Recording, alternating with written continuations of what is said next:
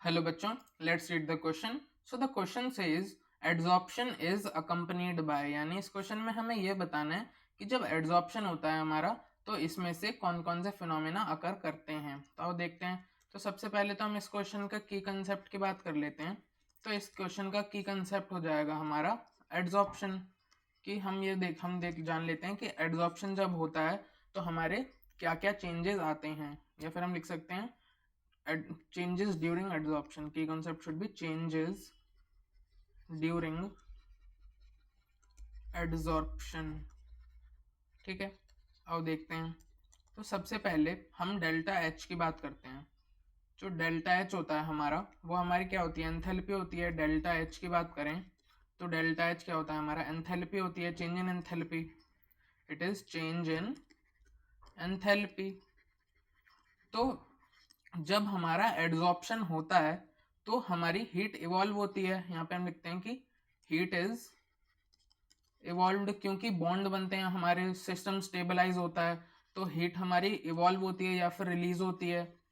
तो हम सिंपली कह सकते हैं हीट हमारी रिलीज होती है या फिर इवॉल्व होती है।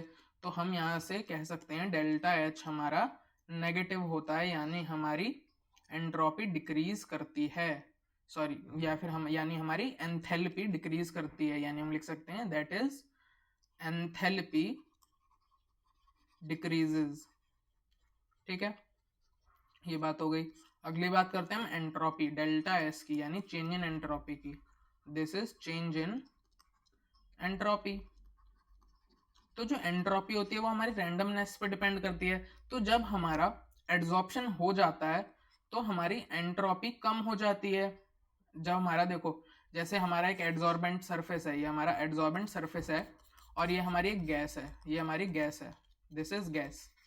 तो अभी तो ये रैंडम मोशन कर रही है, ये अभी तो रैंडम मोशन कर रही है, it is doing random motion. आप लिख देते हैं कि ये रैंडम मोशन कर रही है अब। पर जब एड्सॉर्प्शन हो जाएगा, यानी जब एड्सॉर्प्शन हो जाएगा तो ये इसके सरफेस पे स्टिक कर जाएगी। जैसे ये इसका सरफेस है तो इसके सरफेस पे देखो ये स्टिक कर रही है गैस हमारी, ऐसे गैस मॉलिक्यूल स्टिक कर रहे हैं। तो यहाँ पर हमारा क्या हुआ, यहाँ पर हमारा एंट्रोपी डिक्रीज हो गई, हमारी एंट्रोपी डिक्रीज हो गई, यानी हम सिंपली कह सकते हैं कि हमारी एंट्रोपी यानी एंट्रोपी डिक्रीजेज, एंट्रोपी डिक्रीजेस यानी सिस्टम की एंट्रोपी हमारी डिक्रीज कर जाती है। एंट्रोपी डिक्रीजेस यानी डेल्टा एस इज नेगेटिव 2, यानी डेल्टा एस भी हमारा नेगेटिव होता है। ठीक है, तो ऑप्शन देख लेते हैं। ऑप्शन ए कह रहा है कि decrease in entropy of system, बिल्कुल सही बात है, हमने अभी पढ़ा। ऑप्शन बी कह रहा है डिक्रीज इन एंथैल्पी, ये भी बिल्कुल सही है कि हमारी एंथैल्पी डिक्रीज हो रही है। और ऑप्शन सी कह रहा है the value of delta S into delta T is negative, ये भी हमारा सही है, क्योंकि देखो यहाँ पे हमने लिखा है कि डेल्टा एस हमारा नेगेटिव है, ये देखो ये हमने डेल्टा एस नेगेटिव लिखा है हमारा। और टेम्परेचर तो हमारा जब केल्विन में हम लिखते हैं हमेशा पॉजिटिव ही होता है, तो पॉजिटिव इंटू नेगेटिव क्या हुआ, हमेशा नेगेटिव ही होगा। तो यानी ऑप्शन सी भी हमारा स्टेटमेंट करेक्ट है। तो ऑप्शन डी की स्टेटमेंट कह रही है कि ऑल ऑफ द अबव, तो यहाँ बिल्कुल सही बात है कि ऑप्शन डी हमारा करेक्ट आंसर हो जाएगा इस प्रॉब्लम का। तो option D will be the correct answer to this problem. I hope you understood it well. Best of luck.